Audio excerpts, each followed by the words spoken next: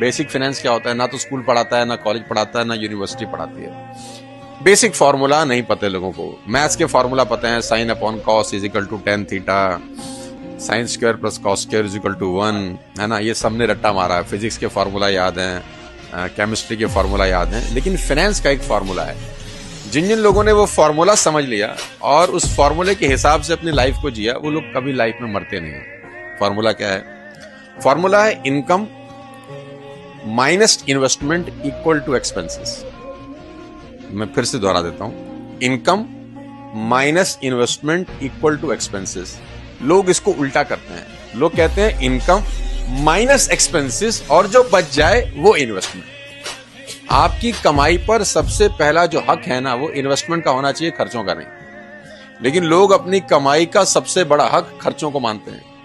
मतलब आप कह रहे हैं कि आज के मजे बाद में करो, फ्यूचर को सिक्योर पहले करो। लोग आने वाली कमाई को मोर्टगेज कर देते हैं आज ही। जी जी।